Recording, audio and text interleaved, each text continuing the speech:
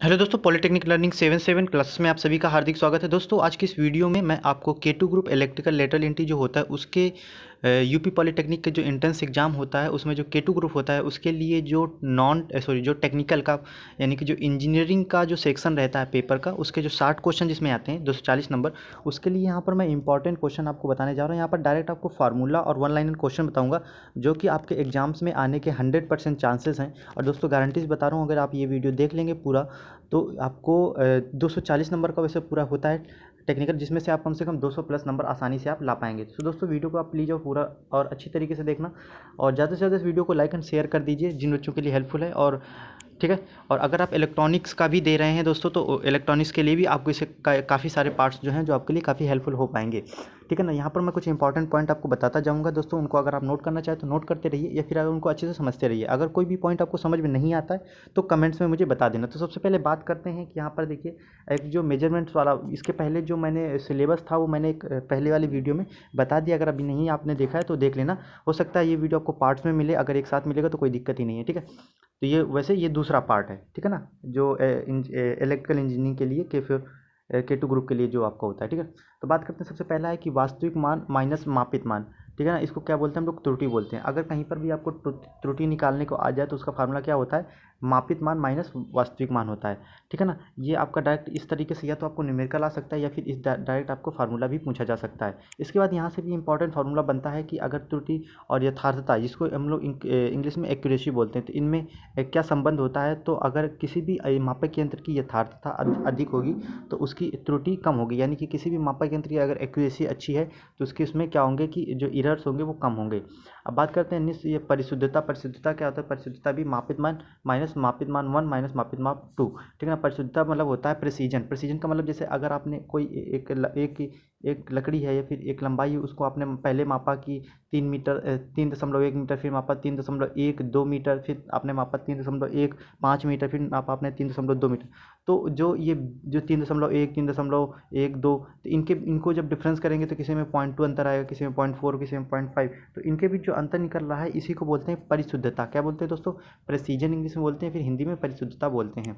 अब बात करते हैं एब्सोल्यूट एरर। एब्सोल्यूट एरर क्या होती है, उसका फार्मूला क्या होता है। तो देख लीजिए दोस्तों, एब्सोल्यूट एरर का जो फार्मूला आपको होता है वो होता है ये डेल्टा ई बराबर AM-A1। ठीक है ना, अब यहाँ पर ये चीज़ें बहुत ज़्यादा नहीं है, बस आपको थोड़ा सा इसमें क्या क्या होता है तो याद रखना कि M बराबर AM मतलब है मेजर्ड वैल्यू, और और AT का मतलब है ट्रू वैल्यू। यानी कि मेजर्ड वैल्यू में अगर आप ट्रू वैल्यू घटा देते तो जो मान आता है उसे हम लोग बोलते हैं एब्सोल्यूट एरर। ठीक है ना, अब बात करते हैं लिमिटिंग या फिर रिलेटिव लिमिटिंग एरर क्या होती है। तो दोस्तों इससे भी फार्मूला काफ़ी आने के चांसेस रहते हैं। ठीक है, देख लीजिए फार्मूला है क्या है फार्मूला, लिमिटिंग या फिर रिलेटिव लिमिटिंग एरर का है delta A/AT, AM minus AT/AT। इसका मैंने ये भी बता दी ये क्या है, तो मेजर वैल्यू और ट्रू वैल्यू इसका। ठीक है ना, इसके बाद अगर आप ये फार्मूला नोट करना चाहें तो नोट कर लीजिए। इसके बाद आता है सापेक्ष सीमित त्रुटि। ये क्या होता है, इसका फार्मूला क्या होता है, इसका फार्मूला होता है परसेंटेज में यथार्थता गुणा पूर्ण पैमाना डिफ्लेक्शन बटे पैमानित मान। देखिए इससे बहुत ज़्यादा तो आपके इससे क्वेश्चन इतने बड़े बड़े फार्मूले से क्वेश्चन आने के उतने चांसेस नहीं रहते, लेकिन अगर हाँ कभी अगर फार्मूला या फिर डायरेक्ट कुछ आ जाता है तो आपके माइंड में रहेगा तो आप आसानी से ये चीज़ें कर पाएंगे। ठीक है ना, अब बात करते हैं, अगला है हमारा पावर का मेजरमेंट किस तरीके से करते हैं। यहाँ से देख लीजिए कुछ चीज़ें होती हैं, जैसे पावर का मेजर किसके द्वारा करते हैं। तो पहला वाला पॉइंट यही होता है कि जो पावर का जो मेजरमेंट होता है दोस्तों वो होता है हमारा वाट मीटर के द्वारा। किसके द्वारा होता है, वाट मीटर के द्वारा पावर का हम लोग मेजरमेंट करते हैं। और इसके बाद अगर वोल्टेज का मेजरमेंट किसके द्वारा करते हैं तो दोस्तों वो करते हैं वोल्ट मीटर के द्वारा। अगर हम लोग अमीटर के द्वारा किसका या फिर एम्पियर या धारा का मापन किसके द्वारा करते हैं तो वो करते हैं हम लोग अमीटर द्वारा। किसके द्वारा करते हैं, अमीटर द्वारा। ठीक है ना, इसके बाद अगर आपको 3 फेज में पावर का आपको नापना है तो कैसे नापेंगे, 1 फेज की पावर, 2 फेज की पावर और तीसरे, यानी कि फार्मूला ये बनता है P बराबर W1 plus W2 plus W3। Measurements of power, अगर आपके पास 2 वाट मीटर है तो कैसे आप माप पाएंगे, तो उसके फार्मूले होते हैं, ये होते हैं W1 प्लस W2। अब एक चीज़ यहाँ पर देख लीजिए कि जैसे अगर डीसी सर्किट की बात की जाए तो वहाँ पर फार्मूला P बराबर VI होता है डीसी सर्किट में फार्मूला। लेकिन वहीं पर अगर हम लोग एसी सर्किट की बात करें तो जो एसी सर्किट होता है उसमें से एक्टिव पावर का जो, अगर आपको एक्टिव पावर मेजरमेंट करनी है तो उसका फार्मूला होता है √3 VL/IL cos phi। इसके पहले मैंने और भी जो पहले वीडियो उसमें भी एक जगह जिक्र आया था तो वहाँ मैंने बता दिया था, अगर ये वोल्टेज वोल्टेज और लाइन करंट है तो √3 का मल्टीप्लाई होगा, ये जो चीज़ आप देख रहे हैं। और अगर यहीं पर P लिखा हो, P का मतलब होता है फेज, तो अगर वी फेज और आई फेज है तो यहाँ पर थ्री की जगह क्या, √3 की जगह क्या होगा, थ्री होगा। ये चीज़ याद रखना थोड़ा, ठीक है ना। तो अब बात उसके बाद देखिए दोस्तों, जब आपसे एक्टिव पावर पूछी जाए तो कॉस थीटा होता है, अगर कहीं पर रिएक्टिव पावर आ जाए तो वहाँ पर साइन थीटा आएगा, याद रखना। पावर का मतलब ये नहीं कि √3 VL है, ये तो है ही, इतना तो चलेगा ही चलेगा। अगर लाइन में है तो √3 VL/IL, अगर फेज में है तो 3 VL/IL। लेकिन अगर कॉस थीटा है तो वहाँ पर वो एक्टिव पावर होती है, अगर साइन थीटा है तो वो कौन सी होती है, वो आपकी रिएक्टिव पावर होती है, ठीक है ना। इसके बाद आता है टैन थीटा, यानी कि अगर आपको एंगल निकालना है तो कैसे निकाल पाएंगे, तो ये इसके फार्मूले होते हैं। तो देखिए ये आपको होता है कि यहाँ से अगर आप फाई का मान निकाल लिए, अगर ये फाई का मान आ गया, इसके बाद कॉस थीटा में रख दीजिए तो एंगल आ जाता है, सॉरी पावर फैक्टर आ जाता है, ठीक है ना। तो ये देखिए पहले तो फार्मूला यही होता है, कौन सा फार्मूला होता है कि ये एक्चुअल में फार्मूला ये होता है, इसी से डेरिवेट करके ये आ गया है। तो tan theta equal to √3 W1 - W2 upon W1 + W2, ठीक है ना। इसी से अगर आप थीटा निकालेंगे तो ये आ जाएगा। अब दोस्तों अगर थीटा आ गया, अगर आपको लीडिंग पावर फैक्टर के लिए निकालना है तो फार्मूला आपका ये रहेगा, ठीक है ना। Tan inverse √3 W1 - W2 upon W1 + W2। अब बात करते हैं मीटर कांस्टेंट की, तो ये मीटर कांस्टेंट होता है। मीटर कांस्टेंट का फार्मूला क्या होता है, तो मीटर कांस्टेंट का फार्मूला हमारा ये होता है, ठीक है ना। तो n इंटू एनर्जी के मल्टीप्लाई होता है, अगर आप इसको यहाँ से प्रोपोर्शनल का साइन हटाएंगे तो के आएगा। कि एक्चुअली में ये क्या है, ये मीटर कांस्टेंट जिसे बोलते हैं, इसका फार्मूला होता है नंबर ऑफ रेवोल्यूशन, ठीक है ना, बटे KWH, यानी कि एनर्जी, यानी कि नंबर ऑफ रेवोल्यूशन बटे एनर्जी, ये होता है हमारा फार्मूला। अब बात करते हैं मेजरमेंट्स ऑफ रेजिस्टेंस। अब देखिए यहाँ पर आ जाता है कि देखिए आप सभी ने पढ़ा होगा कि जो प्रतिरोध होता है, लेकिन प्रतिरोध भी 3 टाइप के होते हैं। एक तो लो रेजिस्टेंस होता है, फिर एक मीडियम रेजिस्टेंस होता है, और एक होता है हाई रेजिस्टेंस, ठीक है ना, याद रखना इस चीज़ के। अब बात करते हैं कि जो लो रेजिस्टेंस आता है, देखिए बहुत ज़्यादा ये वैसे हैं, देखिए अब इतना तो इलेक्ट्रिकल में आपको पता भी होना चाहिए था। अगर बात करते हैं लो रेजिस्टेंस की, तो ये जिसका मान होता है 1 से कम। अब यहाँ से 2 आ जाता है कि सबसे पहले तो क्वेश्चन ऐसे आ सकता है कि लो रेजिस्टेंस का मान कितना होता है, तो हमेशा याद रखना 1 से कम होता है। अगर हम लोग बात करें मीडियम रेजिस्टेंस का, तो इसका मान होता है हमारा 1 ओम से लेकर के 0.1 मेगा ओम तक, और हाई रेजिस्टेंस का मान होता है 0.1 मेगा ओम से ऊपर होता है। अमीटर की बात करते हैं तो दोस्तों हाँ याद रखना, अमीटर विधि द्वारा हम लोग, अमीटर विधि या फिर दिष्ट धारा विभव मापी या फिर केल्विन डबल ब्रिज विधि द्वारा हम लोग किसका मापन करते हैं, निम्न प्रतिरोध का मापन करते हैं, यानी कि लो रेजिस्टेंस का मापन करते हैं। वहीं पर अमीटर, वोल्टमीटर और व्हीटस्टोन ब्रिज हो गया, फिर ओम मीटर हो गया, फिर प्रतिस्थापन विधि हो गया, इन सब के द्वारा हम लोग मीडियम रेजिस्टेंस का मापन करते हैं। बात करते हैं, ये देखिए एक दोस्तों यहाँ पर ये एक मेगा लिखा हुआ है, ये बहुत ही इंपॉर्टेंट है कि हाई रेजिस्टेंस या फिर इंसुलेशन जो होता है, केबल पर जो इंसुलेशन होता है या फिर बहुत ज़्यादा हाई रेजिस्टेंस का मापन करने के लिए हम लोग सबसे ज़्यादा यूज करते हैं, वो यूज करते हैं मेगर का। दूसरा है कि यहाँ पर एक आता है यहाँ पर मेगा ओम ब्रिज, तो ये मेगा ओम ब्रिज का भी हम लोग हाई रेजिस्टेंस मेजरमेंट में करते हैं। ये दो जो हैं ये ज़्यादा ही यूज मतलब कहीं ना कहीं आते हैं थोड़ा सा। बाकी ये दो आवेश हानि विधि और प्रत्यक्ष विस्थापन विधि, ये इनका भी प्रयोग होता है उच्च प्रतिरोध के मापन में। ये इतना भी ये समझ लीजिए कि एक विधि का प्रयोग एक से अधिक प्रतिरोधों के मापन में भी होता है, यानी कि एक जैसे एक मेथड हो सकता है, तो उससे हो सकता है कि निम्न प्रतिरोध भी मापा जा सक रहा हो और मीडियम वाला भी, ठीक है ना। ये चीज़ें आपको समझ में आशा करता हूँ आ रही होंगी। अब बात करते हैं, ये तो हो गया हमारा रेजिस्टेंस का मापन। अब यहाँ पर ये देख लीजिए कि जो हमारी फ्रीक्वेंसी होती है, फ्रीक्वेंसी का मापन किसके द्वारा करते हैं, तो फ्रीक्वेंसी का मापन मोस्टली 3 तरीके के इक्विपमेंट्स द्वारा करते हैं। पहला है हमारा वाइब्रेटिंग रीड फ्रीक्वेंसी मीटर, दूसरा है इलेक्ट्रोडायनेमिक फ्रीक्वेंसी मीटर, और तीसरा होता है मूविंग आयरन फ्रीक्वेंसी मीटर। अब बात करते हैं प्रथम विधि मैकेनिकल अनुनाद पर। हाँ, ये बात करते हैं कि जो हमारी वाइब्रेटिंग रीड फ्रीक्वेंसी मेथड होता है ये किस पर आधारित होता है, तो मैकेनिकल अनुनाद के सिद्धांत पर आधारित होता है। बात करते हैं कि जो हमारा इलेक्ट्रोडायनेमिक आवृत्ति मीटर जो होता है, मीटर को ये जो क्या करते हैं हम लोग मूविंग कॉइल आवृत्ति मीटर या फिर रेशियो मीटर टाइप उपकरण के नाम से भी जानते हैं। देखिए एक दूसरे के नाम, ये उनके जो उपनाम है ये आपको पता होना काफ़ी ज़्यादा जरूरी होता है। तो ये याद रखना कि जो हमारा इलेक्ट्रो डायनमोमीटर जो टाइप मीटर होता है उसको हम लोग रेशियो मीटर टाइप भी के नाम से भी जानते हैं। मूविंग आयरन आवृत्ति मीटर को हम लोग वेस्टर्न आवृत्ति मीटर के नाम से भी जानते हैं। अब बात करते हैं AC ब्रिज, जो आपने पढ़ाई होगा, एक general equation for bridge simple, ये हमारे जनरल इक्वेशन होते हैं। तो देखिए अब अगर आपने रेजिस्टेंस में पढ़ा होगा तो आर, जैसे अगर ये हमारा इस तरीके से बनता है ना, हमारा डेल्टा, सपोज ये हमारे 4 जुड़े हुए हैं रेजिस्टेंस, तो कैसे होता है, ये जगह R1 है, ये R2 है, R3 है, ये R4 है, तो कैसे होता है, तो R1 R2 R1 R3 बराबर R2 R2 R4 होता है। तो सेम मतलब बस आमने सामने की भुजाओं का गुणा होता है, तो ऐसे इसी तरीके से समझ लीजिए। तो ये सारे के सारे होते हैं इस तरीके से। अब देख सकते हैं। अब बात करते हैं कि हाँ, जैसे अगर हमने फ्रीक्वेंसी का मापन पढ़ लिया, रेजिस्टेंस का मापन पढ़ लिया, अब बात करते हैं कि जो प्रेरकत्व होता है उसका मापन किन किन किन के द्वारा किया जाता है। तो ध्यान रखिए कि जो मैक्सवेल इंडक्टेंस ब्रिज होता है उसका मापन हम लोग प्रेरकत्व के मापन करते हैं। मैक्सवेल इंडक्टेंस कैपेसिटेंस ब्रिज का प्रयोग, हे ब्रिज का प्रयोग हम लोग क्यू हाई जो क्वालिटी फैक्टर होता है क्यू को मापन में करते हैं। एंडरसन ब्रिज का प्रयोग निम्न क्वालिटी फैक्टर को मापन में करते हैं, यानी कि प्रेरकत्व को भी मापन में करते हैं। हैवी साइड ब्रिज का प्रयोग भी म्यूचुअल इंडक्टेंस को मापन में, हैवी साइड वेल ब्रिज का भी म्यूचुअल या फिर नॉर्मल वाले का इंडक्टेंस मापन में करते हैं। ओवेंस ब्रिज का प्रयोग भी प्रेरकत्व मापन में करते हैं। कैपेसिटेंस यानी कि जो कैपेसिटर होता है इसके कैपेसिटेंस का मापन करने के किसका किसका प्रयोग करते हैं। एक तो हमारा De Sauty bridge, Schering bridge, Wien bridge और आरएलसी ब्रिज, ये 4 प्रकार के ब्रिज यूज होते हैं। अब बात करते हैं ट्रांसड्यूसर क्या होते हैं। ट्रांसड्यूसर एक यहाँ शॉर्ट में बताऊंगा। ट्रांसड्यूसर वो होते हैं, ये क्या करते हैं कि ये ऊर्जा परिवर्तन हेतु बाह्य ऊर्जा की आवश्यकता, जिसमें जो निष्क्रिय ट्रांसड्यूसर होते हैं उनका प्रयोग होता है। ऊर्जा परिवर्तन बाह्य ऊर्जा की आवश्यकता नहीं होती। जो हमारे सक्रिय ट्रांसड्यूसर होते हैं, जो हमारे निष्क्रिय ट्रांसड्यूसर होते हैं वो एनर्जी कंट्रोलिंग के सिद्धांत पर कार्य करते हैं, और सक्रिय ट्रांसड्यूसर ऊर्जा संरक्षण के सिद्धांत पर कार्य करते हैं। ठीक है दोस्तों। अब ये जो यहाँ पर आप जो टेबल देख रहे हैं बहुत ही इंपॉर्टेंट टेबल है कि कौन सा इंस्ट्रूमेंट किस में यूज किया जाता है, यानी कि एसी सर्किट में कौन से किया जाता है, डीसी सर्किट में कौन से किया जाता है, उसका स्केल कैसा होता है, उसको किसके द्वारा कंट्रोल किया जाता है, उसकी उसमें डैम्पिंग को, ये देखिए एक तो इसमें कहीं ना कहीं से एक क्वेश्चन आपका आने का चांसेस कन्फर्म है। ठीक है ना। तो पहली बात करते हैं कि जो हमारे पीएमएमसी, तो पहले तो ऐसे भी हो सकता है कि देखिए मैं हर एक पॉइंट से आपको बता रहा हूँ कि आपके लगभग चांसेस है कि इसी तरीके के आते हैं और फिर आने के चांसेस है। जैसे पीएमएमसी हो गया, सबसे पहले पूछ लेगा कि पीएमएमसी का फुल फॉर्म क्या होता है, तो हमेशा याद रखना पीएमएमसी का फुल फॉर्म होता है परमानेंट मैग्नेटिक मूविंग कॉइल। ठीक है ना। इसका प्रयोग दोस्तों हमारा होता है केवल डीसी में, और इसको जो स्केल होती है वो लीनियर होती है, और वैल्यू अंडर मेजर, यानी कि ये किसको मापन करता है, तो एवरेज वैल्यू को मापन करता है। इसको कंट्रोल किया जाता है स्प्रिंग कंट्रोल के द्वारा, और डैम्पिंग होती है ईडी करंट। बात करते हैं मूविंग आयरन की, या फिर एमआई का पूछ लेगा। एमआई फोन की बात नहीं कर रहा हूँ, एमआई यहाँ पर इलेक्ट्रिकल में बात कर रहा हूँ, तो एमआई का फुल फॉर्म होता है मूविंग आयरन। इसका मूविंग आयरन का प्रयोग हम लोग एसी और डीसी दोनों में कर सकते हैं, और इसकी जो स्केल होती है, यानी कि जो ये मापक यंत्र होता है, इसकी जो स्केल होती है, पैमाना होता है, वो स्क्वायर और या फिर नॉन लीनियर होता है। इसका प्रयोग हम लोग आरएमएस वैल्यू को मापन में करते हैं, और इस पर जो कंट्रोलिंग प्रोवाइड की जाती है वो स्प्रिंग या फिर ग्रेविटी कंट्रोल प्रोवाइड की जाती है। और इस पर डैम्पिंग कौन सी प्रयोग होती है, तो वो होती है हमारी एयर फ्रिक्शन डैम्पिंग। बात करते हैं इलेक्ट्रो डायनमोमीटर टाइप जो होता है, ईडीएम का फुल फॉर्म इलेक्ट्रो डायनमोमीटर होता है। इसका प्रयोग एसी डीसी दोनों में करते हैं। एमीटर और वोल्टमीटर होता है, और इस एमीटर और वोल्टमीटर मतलब में होता है, और इसका जो वो हमारा होता है स्केल होता है वो नॉन लीनियर होता है।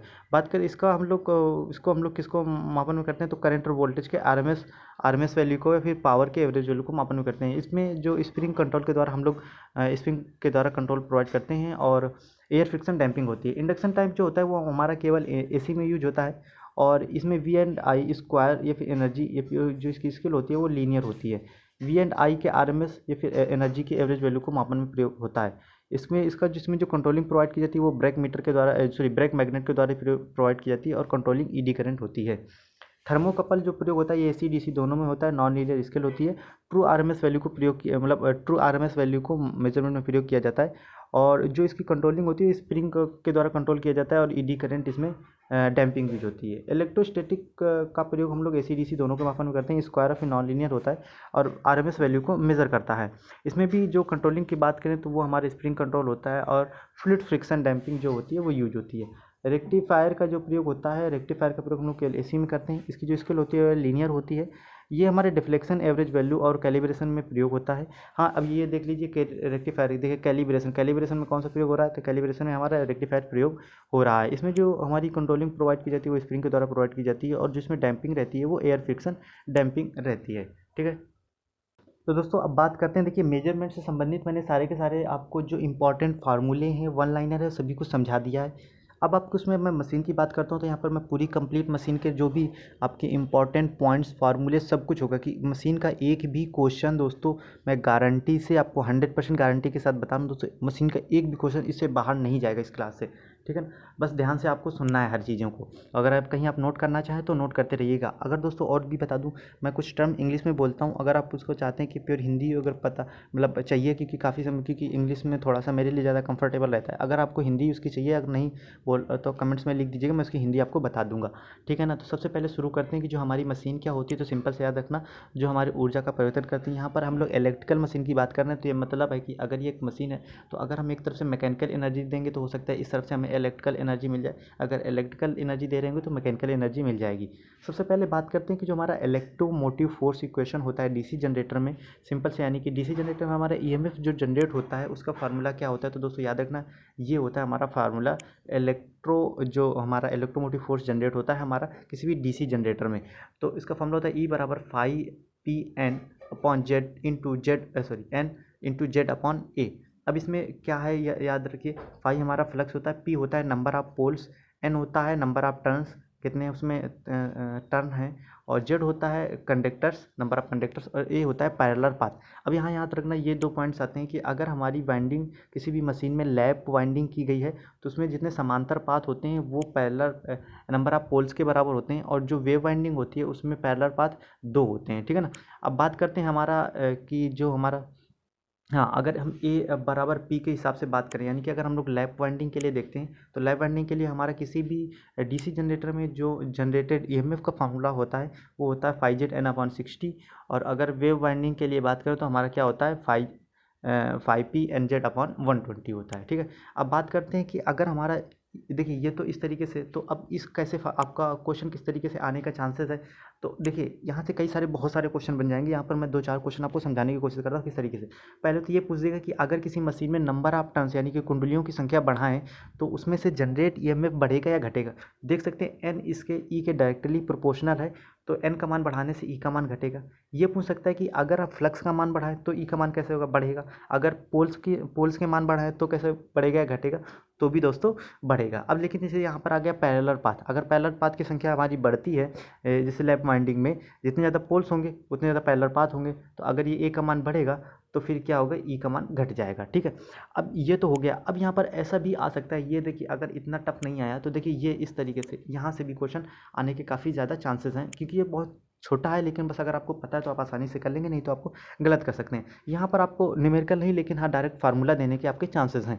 जैसे बात करते हैं कि अगर वेव वाइंडिंग में हमारा कोई ईएमएफ जनरेट होता है तो लैप वाइंडिंग और वेव वाइंडिंग के में जनरेट ईएमएफ में क्या संबंध होता है। तो हमेशा याद रखना कि जो हमारा वेव वाइंडिंग में ईएमएफ जनरेट होता है वो P/2 यानी कि P होता है पोल्स यानी कि P/2 इंटू लैप वाइंडिंग, यानी कि उस मशीन में पोल के से 2 से भाग दे दिया जाए और गुणा कर दिया जाए लैप वाइंडिंग में जो ईएमएफ जनरेट होगा, तो वो उसका जो मान होगा वो वेव वाइंडिंग ईएमएफ के बराबर होगा। अब बात करते हैं सेपरेटली एक्साइटेड जनरेटर क्या होते हैं, डायरेक्ट मैं यहीं पर बताया। देखिए जनरेटर हमारे एक तो होता है सेपरेटली एक्साइटेड और एक होता है सेल्फ एक्साइटेड। सेपरेटली एक्साइटेड क्या होते हैं कि उनकी जो वाइंडिंग होती है, फील्ड वाइंडिंग होती है, वो बिल्कुल अलग होती है, उसको अलग सोर्स द्वारा चार्ज किया जाता है। लेकिन जो सेल्फ एक्साइटेड होता है तो उसी मशीन में लगी होती है, यानी कि उसी मशीन के करंट द्वारा वो एक्साइट होती है। तो हमेशा याद रखना, जैसे ये ऐसे आपसे डायग्राम दे दीजिए और पूछा जा सकता है कि ये कौन सी मशीन है, तो याद रखना ये जो फील्ड वाइंडिंग है इस मशीन से बिल्कुल भी नहीं जुड़ी हुई है, तो सेपरेटली एक्साइटेड है। अब जो 3 प्रकार की वो भी होती हैं, देखिए ये तो हमारा आ गया फार्मूला, तो बहुत ज़्यादा आपको फार्मूला देखने की जरूरत नहीं है। अब ये देख लीजिए कि शंट जनरेटर क्या होता है, तो वो जो सेल्फ एक्साइटेड में पहला होता है शंट, और एक होता है सीरीज, और एक होता है कंपाउंड। तो शंट जनरेटर में क्या होता है कि जो फील्ड वाइंडिंग होती है उसी मशीन के पैरेलल में जुड़ी होती है, ठीक है ना। इसके बाद बात करते हैं इसका, अगर हम लोग वोल्टेज इक्वेशन फार्मूले की बात किया तो ई बराबर IA+V होता है, ठीक है। अब आर्मेचर में विद्युत शक्ति अगर जो बन रही है वो किस प्रकार से होती है, तो वो दोस्तों होती है हमारी इस तरीके से, P आउटपुट बराबर P लॉस बराबर प्लस P आउटपुट, ठीक है ना। अब बात करते हैं सीरीज बाउंड जनरेटर जो होता है। सीरीज बाउंड जनरेटर में जो ईएमएफ का फार्मूला होता है, तो पहली बात तो देख लीजिए ये हमारा होता है ईएमएफ का फार्मूला, सीरीज बाउंड जो जनरेटर होता है, ठीक है। और बात करते हैं सीरीज बाउंड जनरेटर का जो डायग्राम होता है वो ये होता है। सीरीज बाउंड इस वजह से कहा जाता है कि ये जो हमारी मशीन है इसकी जो फील्ड वाइंडिंग है ये इसके सीरीज में जुड़ी हुई है, इस वजह से इसे बोलते हैं सीरीज बाउंड जनरेटर, ठीक है ना। अब बात करते हैं हमारा अगला है शॉर्ट यानी कंपाउंड। कंपाउंड में भी 2 टाइप होते हैं, एक होता है शॉर्ट शंट और एक होता है लॉन्ग शंट। शॉर्ट शंट का डायग्राम देख लेना दोस्तों। शॉर्ट शंट का मतलब होता है ये हमारे छोटा होगा और ये हमारा बड़ा होगा, ये वाली वाइंडिंग, यानी कि फील्ड वाइंडिंग इसमें पैरेलल में भी जुड़ी होगी और सीरीज में भी जुड़ी होगी, और ये रहे इसके सारे के सारे हमारे ईएमएफ के फार्मूले। इसी तरीके से अगर लॉन्ग शंट की बात की जाए तो इसमें लॉन्ग शंट का आप देख सकते हैं, लॉन्ग शंट का डायग्राम जो है हमारा इस प्रकार से होता है, ठीक है ना। अब बात करते हैं आर्मेचर रिएक्शन किस प्रकार से होता है। तो बहुत ज़्यादा आर्मेचर रिएक्शन से आपसे क्वेश्चन नहीं पूछा, लेकिन फार्मूले वही बस हैं कि आपसे फार्मूले पूछे जा सकते हैं या फिर डायरेक्ट फार्मूला दिया जा सकता है। पहली बात तो याद रखना है कि relation between mechanical degree and electrical degree में क्या संबंध होता है। काफ़ी सारे इंपॉर्टेंट ये क्वेश्चन है कि मैकेनिकल डिग्री और इलेक्ट्रिकल डिग्री में क्या संबंध होता है। तो याद रखना कि मैकेनिकल जो डिग्री होती है वो इलेक्ट्रिकल डिग्री बटे P/2 या फिर P/2 या फिर ऐसे भी अगर 2 theta E upon P.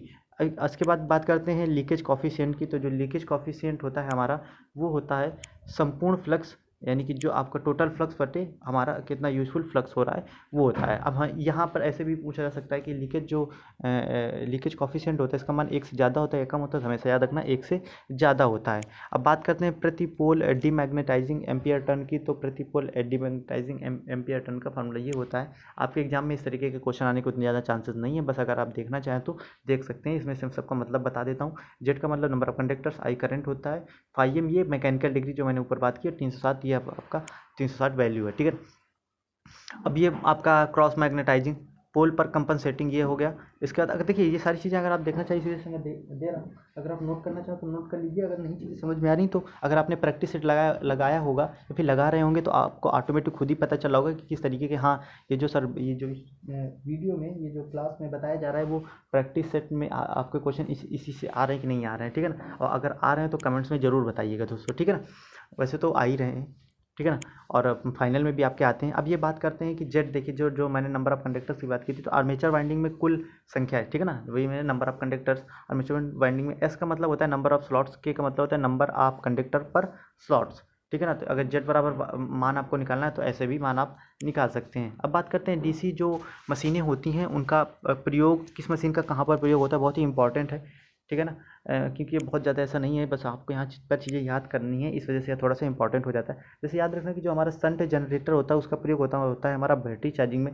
DC generator का डीसी सीरीज मोटर का जो प्रयोग होता है वो विद्युत ट्रैक्शन, यानी कि जो हमारा रेलगाड़ी होती है उनमें हमारा प्रयोग होता है।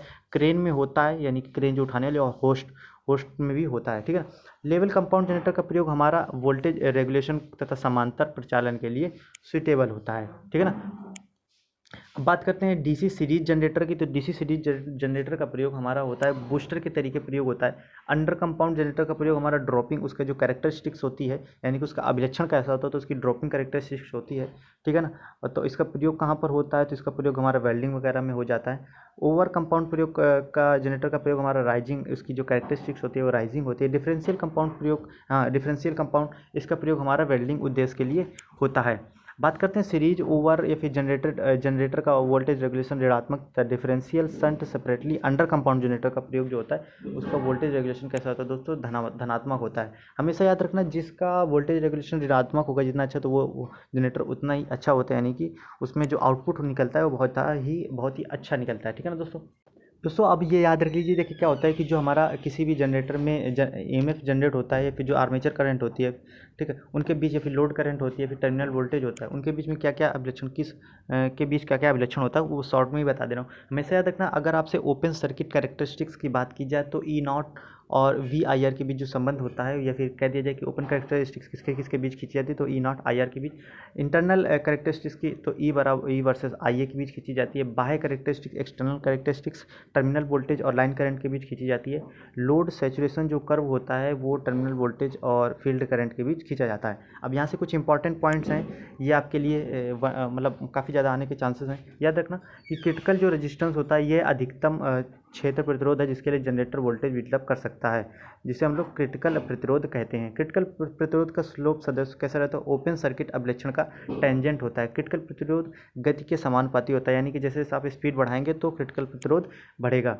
ये मिनिमम होता है जिसके लिए किसी भी फील्ड रेजिस्टेंस या वोल्टेज बिल्डअप कर सके, उसे हम लोग क्या कहते हैं, ये फिर वह मिनिमम स्पीड जिस पे हमारा कोई भी जो मशीन होती है वो दिए गए फील्ड रेजिस्टेंस पर वोल्टेज बिल्डअप कर सके, उसे हम लोग क्या बोलते हैं, क्रिटिकल स्पीड बोलते हैं। क्या बोलते हैं तो दोस्तों, क्रिटिकल स्पीड बोलते हैं। अब बात करते हैं हम लोग, ये तो हो गई हमारी, अब बात करते हैं, ये जनरेटर की बात कर ली, अब हम बात करते हैं डीसी मोटर की। तो देखिए इसमें लगभग सारी चीज़ें समान ही होती हैं, बस यहाँ पर मैं आपको बताते चलना। तो ये दोस्तों होता है हमारा, जिस तरीके से उसमें ईएमएफ जनरेट हो रहा था, इसी तरीके से हमारा डीसी मोटर में हमारा बैक ईएमएफ होता है, फार्मूला सेम ही होता है। इसमें बात करें कि जो हमारे separate source excite separate DC generator क्या होते हैं, तो वो भी इसी तरीके का, सारे के सारे डायग्राम सबके इसी तरीके से होते हैं। यहाँ पर कुछ इंपॉर्टेंट है, जैसे मैं बताता जाऊँगा।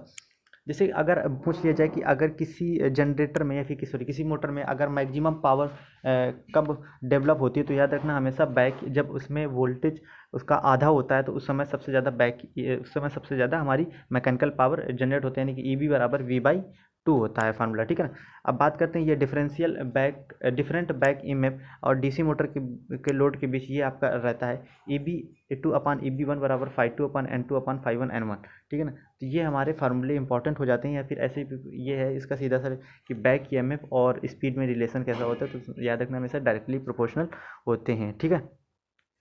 अब बात करते हैं शक्ति गुणक क्या मात्रक क्या होते हैं। तो सबसे पहले शक्ति और बल आघूर्ण के जो फार्मूले होते हैं, तो याद रखना हमेशा ये TA बराबर EB/IB/ओमेगा होता है, ठीक है ना। ये सारे के सारे फार्मूले हैं, इतने ज़्यादा फार्मूले आपके चांसेस आने के नहीं है, बस इतना याद रखना कि इनके बीच क्या क्या संबंध है, ठीक है ना। वो चीज़ें किस प्रकार से संबंध निकालते हैं वो मैंने बता ही दिया पहले, ठीक है ना। अब बात करते हैं DC जनरेटर के लिए आर्मेचर टॉर्क का जो हमारा सूत्र होता है, वो याद रखना हमेशा कि अगर आप फ्लक्स बढ़ाएंगे, सिंपल सी बात ये कि अगर आप फ्लक्स बढ़ा रहे हैं तो ISH का मान बढ़ रहा होता है हमेशा। जो हमारा टॉर्क होता है वो जो शंट मोटर के लिए आर्मेचर करंट के डायरेक्टली प्रोपोर्शनल होता है, ठीक है। अब बात करते हैं सीरीज मोटर के लिए कुछ फार्मूले दिए गए हैं सिंपल सा। तो यहाँ से आप एक चीज़ निकाल सकते हैं, ये चीज़ ध्यान रखना दोस्तों कि जो हमारा सीरीज मोटर होती है उसके लिए जो हमारी टॉर्क होती है IA होती है, वो ऐसे ही फिर आर्मेचर करंट होती है वो √T टॉर्क के समानुपाती होती है, ठीक है ना। अब ये सारे के सारे अब मेथड आ गए कि अगर जो हमारी DC मोटर होती है इसकी अगर स्पीड को कंट्रोल करना है तो कौन कौन से मेथड यूज होते हैं। तो याद रखना जो शंट मोटर होती है उसके लिए कौन कौन से मेथड यूज होते हैं, ये है हमारे फ्लक्स कंट्रोल मेथड, आर्मेचर या रियोस्टेट मेथड, ठीक है ना। अगर हम लोग वोल्टेज कंट्रोल में बात करें तो उसके अंतर्गत आता है मल्टीपल वोल्टेज कंट्रोल मेथड या फिर लियोनार्ड मेथड। बात करते हैं सीरीज मोटर में, तो सीरीज मोटर में फ्लक्स कंट्रोल में ये इतने सारे मेथड होते हैं, field diverter, armature diverter, field tap, parallel field tap, ठीक है ना। ये फिर परिवर्तनीय प्रतिरोध मोटर के सीरीज में लगा करके। अब यहाँ पर बात करते हैं कि कौन सा जो फील्ड कंट्रोल जो होता है मेथड होता है वो किसके लिए कहाँ कहाँ पर यूज होता है, यानी कि सिंपल सा मतलब है कि अगर बेस स्पीड से आपको आप ज़्यादा आपको बेस स्पीड से ज़्यादा का अगर आपको स्पीड कंट्रोल करना है तो आपको कांस्टेंट पावर मोड या फिर फील्ड कंट्रोल मेथड यूज करना पड़ेगा।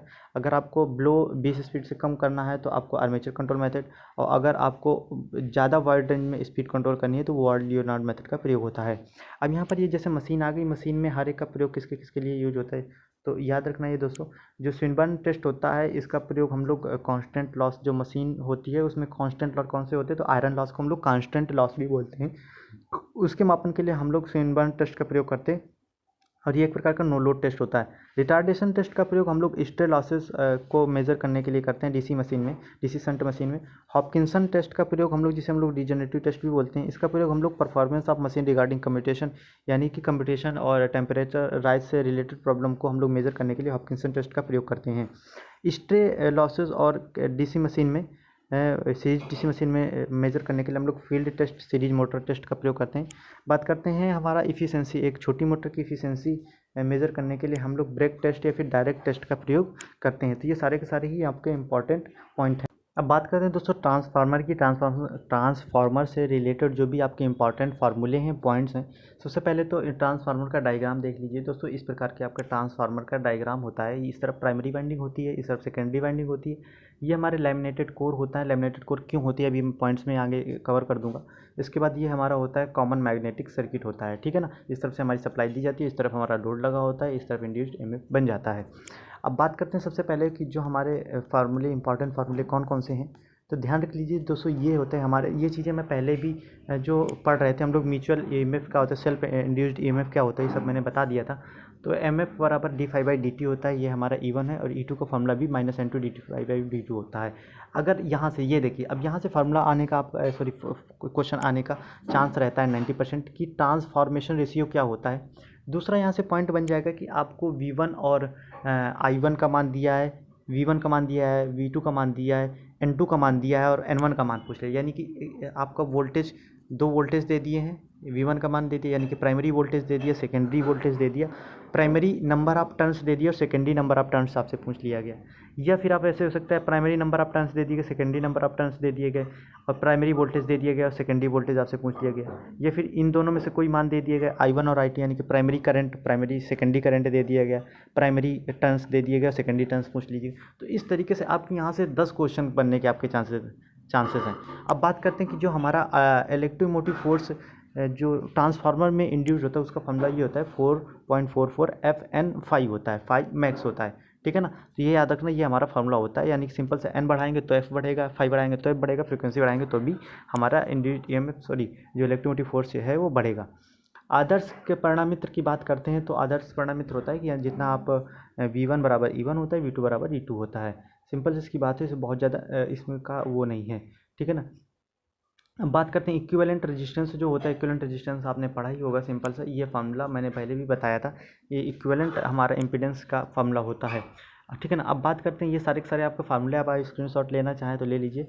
इस तरीके से यहाँ से ये जब बहुत ज़्यादा टफ आएगा तभी आएगा, लेकिन बहुत इस तरीके से यहाँ से टफ, इतना टफ ज़्यादा आपसे पूछने के चांसेस नहीं है। बात करते हैं ओपन सर्किट जो टेस्ट होता है उसका डायग्राम दोस्तों देख लीजिए, हो सकता है डायग्राम आ जाए। तो ओपन सर्किट जो टेस्ट होता है इस प्रकार का डायग्राम होता है। अब इसका प्रयोग कहाँ कहाँ पर होता है यहाँ पर मैं ही बता देता हूँ, ठीक है ना दोस्तों। तो इस प्रकार को ध्यान रखना दोस्तों, जो हमारा टेस्ट होता है ओपन सर्किट जो टेस्ट है इसका प्रयोग क्या होता है, तो इसका प्रयोग होता है हमारा लौ हानियाँ ज्ञात करने के लिए होता है, आयरन लॉस को ज्ञात करने के लिए होता है। किस पे किया जाता है, तो हमेशा याद रखना ये नॉर्मल रेटेड वोल्टेज पर किया जाता है, ठीक है ना। इसका जो फार्मूला होता है ये सारे फार्मूले यूज होते हैं, ठीक है ना।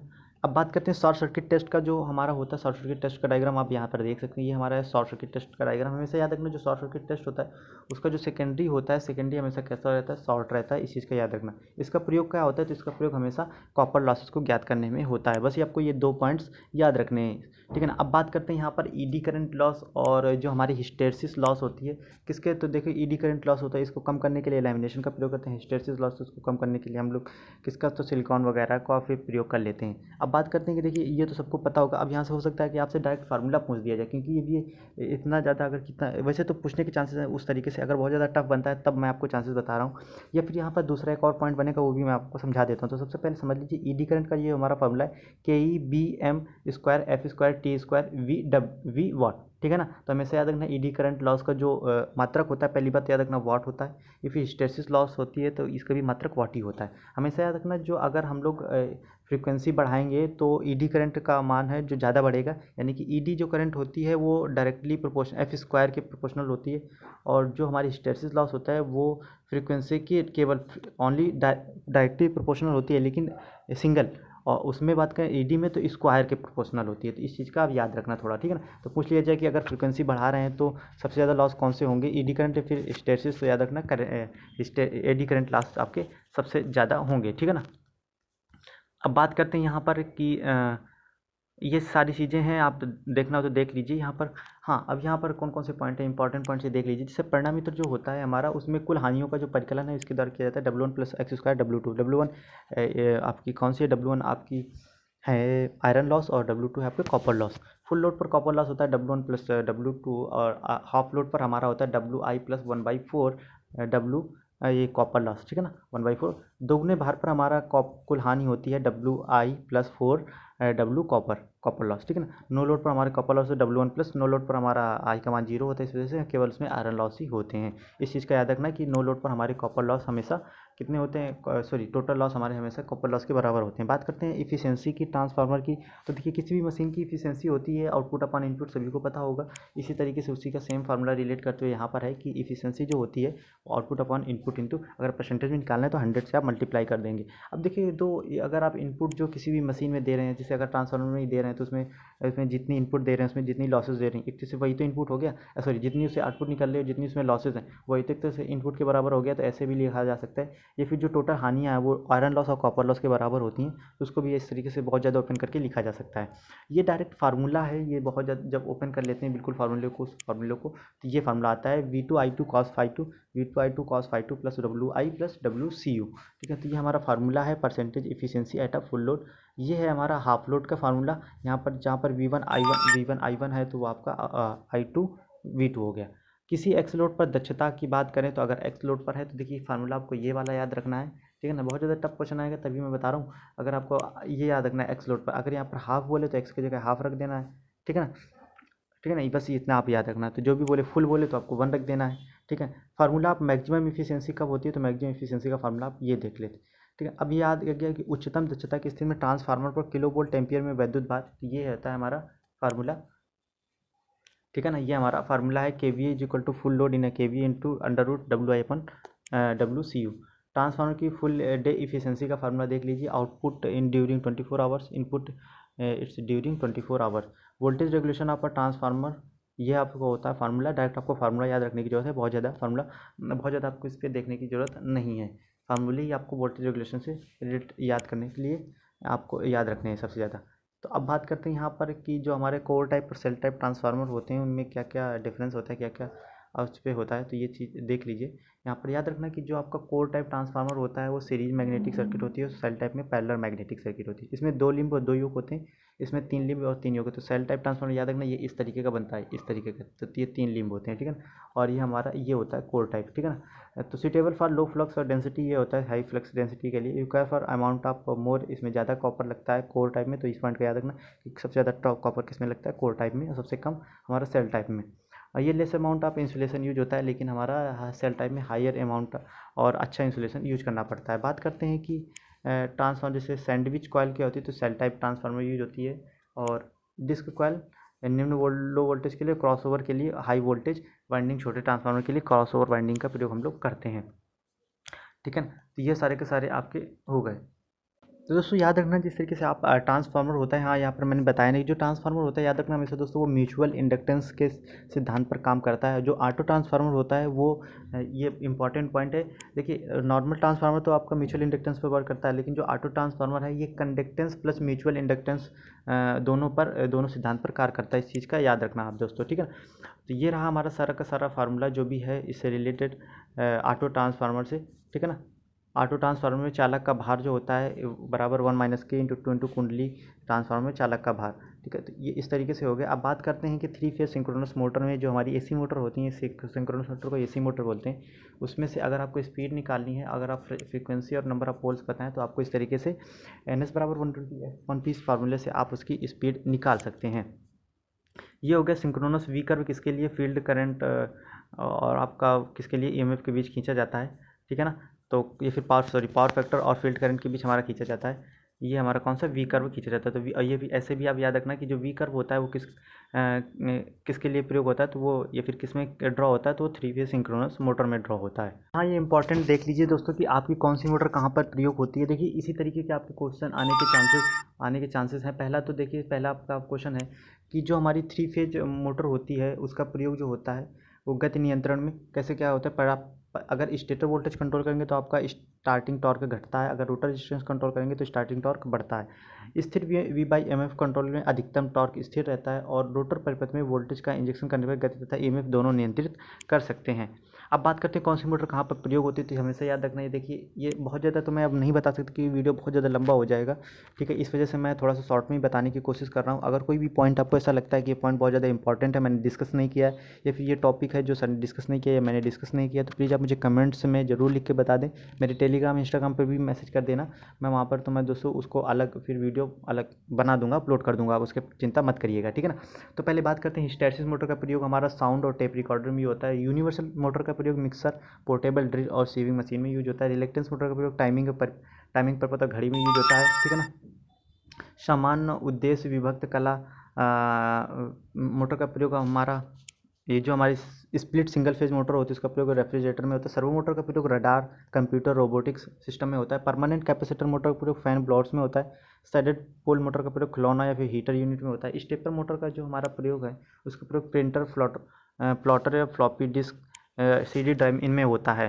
Capacitor start, capacitor run motor पर एयर कंप्रेसर, रेफ्रिजरेटर यूनिट इन सब में होता है। तो देखिए दोस्तों ये बहुत ज़्यादा मैं यहाँ पर एक्सप्लेन नहीं कर सकता, बस इतना है कि आपको एक झलक मिल जाए। और इंपॉर्टेंट क्योंकि आप K2 के बारे में कहीं पर भी आप क्लासेस चल रही हैं, कुछ भी नहीं है, इस वजह से आपकी जितनी ज़्यादा हेल्प हो सके मैं अपने तरफ से पूरी कोशिश कर रहा हूँ दोस्तों। बस आपका यही थोड़ा सा बस आप लोग सपोर्ट करिए, जितना ज़्यादा से ज़्यादा हो सके वीडियो को लाइक एंड शेयर करें, ज़्यादा से ज़्यादा शेयर कर दें जो K2 वाले बच्चों के लिए हेल्प हो पाए। ये देख लीजिए, जो हमारा इल्यूमिनेशन वाला चैप्टर था उसका उससे रिलेटेड है कि दीप्तमान दक्षता क्या होती है। तो ये मैं से प्रकाश के रूप में विकिरण ऊर्जा, पिंड के रूप में कुल विकिरण ऊर्जा के जो हमारी जो अनुपात होता है उसको हम लोग दीप्तमान दक्षता यानी कि ल्यूमिनस इंटेंसिटी या फिर ल्यूमिनस एफिशिएंसी के नाम से जानते हैं। ल्यूमिनस इंटेंसिटी ल्यूमिनस फ्लक्स अपन स्टी रेडियन आई बराबर एफ अपन डब्ल्यू ओमेगा होता है। इसका मात्रक हम लोग कैंडेला होता है। सॉलिड एंगल जो होता है, सॉलिड एंगल का formula A upon R square होता है, आप सभी को पता ही होगा।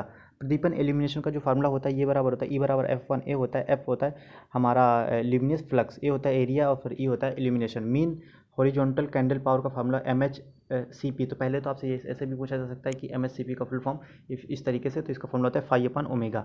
ठीक है ना, ये सारे के सारे फार्मूले हैं, मैं थोड़ा सा जल्दी कर रहा हूँ। ठीक है ना, औसत यानी कि फिर M H S C P का फुल फॉर्म क्या होता है, अर्धगोलाकार में उत्पन्न फ्लक्स बटे 2 पाई।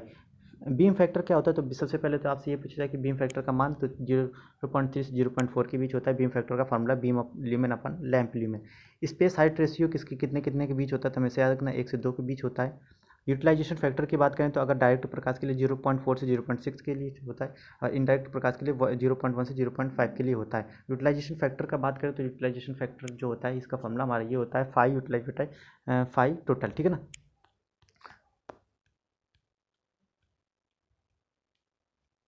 यहाँ पर देख लीजिए ये हमारा है मेंटेनेंस फैक्टर। मेंटेनेंस फैक्टर का जो मान होता है हमेशा याद रखना, ये सामान्यतः 0.4 से 0.8 के बीच होता है। सामान्य स्थिति में औसत प्रदीप्त होते हैं, आदर्श स्थिति में औसत प्रदीप्त। अवक्षय या हास्य गुणांक या डिप्रिसिएशन फैक्टर का जो मान होता है वो ये 1.2 से 1.5 के बीच होता है। फार्मूला आदर्श स्थिति में औसत प्रदीप्त होते हैं, सामान्य स्थिति में औसत प्रदीप्त। अब ये किस लैंप का कौन सा रंग होता है, रंग होता है ये देख लीजिए। तो सोडियम लैंप के लिए हमारा पीला रंग होता है, सोडियम वाष्प जो प्रारंभ में गुलाबी देता है, और मरकरी वाष्प जो लैंप होता है उसका जो कलर होता है यानी कि जो लाइट निकलती है वो ग्रीनिश ब्लू निकलती है। कौन सा, हाँ अब यहाँ पर वेल्डिंग के लिए कुछ देख लीजिए कि जैसे प्रत्यक्ष प्रतिरोध जो वेल्डिंग होती है, तापमान होता है उसका प्रयोग इलेक्ट्रोड बॉयलर में होता है। आर्क हीटिंग का प्रयोग विद्युत आर्क ही वेल्डिंग में करते हैं। अप्रत्यक्ष प्रतिरोध तापमान का प्रयोग व्यावसायिक कुकिंग में करते हैं। उच्च आवृत्ति भंवर धारा का प्रयोग सतह कठोरीकरण में करते हैं। तो ये सारे के सारे आपके इल्यूमिनेशन और वेल्डिंग से हो गया। आपके सिलेबस में थोड़ा सा इलेक्ट्रॉनिक्स के बारे में भी बताया गया, तो मैं बस यहाँ पर गेट के बारे में थोड़ा सा बता दे रहा हूँ। चलो थोड़ा सा फंक्शन के बारे में बता दूँ। सबसे पहले तो याद रखना ये सारे के सारे आपके बूलियन एल्जेब्रिक लॉज और थ्योरम्स होती हैं। कि कम्यूटेटिव लॉ क्या होती है, तो आप सभी को पता होगा, अगर आपने मैथ पढ़ी होगी तो वहाँ से रिलेट कर ए प्लस बी होता है। एसोसिएट लॉ होता है ए प्लस बी ब्रैकेट में बी प्लस सी। डिस्ट्रीब्यूटिव होता है ए ब्रैकेट में B plus C. AND operation होता है A dot A equal to, या फिर ए होता है फिर A dot zero equal to zero होता है। A dot one equal to A होता है। ठीक है ना। इवोल्यूशन थ्योरम आपकी होती है ए इनवर्स ए का होल इनवर्स तो हो जाता है ए। और ऑपरेशन आपका A plus A equal to A. Transposition होता है ए प्लस बी ब्रैकेट में ए प्लस सी होता है, तो ए प्लस बी सी हो जाता है। डिस्ट्रीब्यूशन थ्योरम आप देख सकते हैं A plus B C equal to bracket में ए प्लस बी और ए ब्रैकेट में ए प्लस सी हो जाता है। डिमॉर्गन्स थ्योरम दोस्तों इंपॉर्टेंट थ्योरम से, इस तरीके की ये डिमॉर्गन्स थ्योरम आपकी होती है। यानी कि ऊपर अगर बार हटेगा तो ये अगर मल्टीप्लाई में है तो सब, तो इनके बीच में प्लस साइन आ जाएगा और सबके ऊपर अलग अलग से बार आ जाएगा। ठीक है, अब ये बात करते हैं, ये सारे के सारे आपके गेट हैं। जैसे और गेट का सिंबल ये होता है, और इसका जो अलजेब्रिक फंक्शन होता है दोस्तों जल्दी से देख लीजिए, ये होता है, और इसकी जो टेबल बनती है वो ये बनती है। ठीक है ना, ये हमारा और गेट हो गया। ये हमारा हो गया एंड गेट। एंड गेट आप देख लीजिए, एंड गेट किस तरीके से दिखता है, डायग्राम बहुत आपको याद रखने की जरूरत है। इसका जो फंक्शन होता है ए डॉट बी होता है, इसकी जो टेबल होती है वो ये होती है। बात करते हैं नॉट गेट के। नॉट गेट को हम लोग इन्वर्टर भी बोलते हैं। ठीक है ना, इन्वर्टर फिर बफर भी बोल देते हैं। ये होता है हमारा साइन, और इस तरह का हमारा अलजेब्रिक फंक्शन ये होता है, और टेबल आपकी ये दी हुई है। नॉर गेट आपको नॉर गेट का हमारा ये होता है साइन, ये होता है, और जो भी इसका अलजेब्रिक फंक्शन हो गया, टेबल ये दी। एक्सऑर गेट का जो आपका सिंबल है ये दिया है। इसका जो फंक्शन है, फंक्शन याद रखना, एक्सऑर गेट का ये होता है। इस तरीके से भी डिनोट करते हैं, इस तरीके से भी डिनोट करते हैं। एक्सक्लूसिव नॉर का हमारा ये होता है, नैंड का ये होता है। और बफर का, हाँ मैंने जैसे अभी नॉट बोला था ना, सॉरी, नॉट को इन्वर्टर बोलते हैं। जो उससे हम लोग इसका साइन जीरो का ये जो दिखता है ना, बबल हटा देते हैं तो वो हमारा बफर बन जाता है। यानी कि जो आउटपुट देंगे वही आउटपुट हमें निकलता है। दोस्तों मैं आशा करता हूँ कि आपके K2 ग्रुप के लिए कंप्लीट आपको सब कुछ मैंने देने की पूरी कोशिश की है। अगर कोई भी टॉपिक छूट जाता है तो प्लीज़ कमेंट्स में मुझे बता दें। और भी कुछ पॉलीटेक्निक से रिलेटेड जो भी इन्फॉर्मेशन, जो भी आपकी क्लासेस, जो कुछ भी डाउट है प्लीज़ मुझे कमेंट्स में बताएं। ज़्यादा से ज़्यादा इस चैनल को सब्सक्राइब करें, लोगों को सब्सक्राइब करवाएं, शेयर करवाएं। वीडियो देखने के लिए आपका बहुत बहुत धन्यवाद। थैंक यू दोस्तों।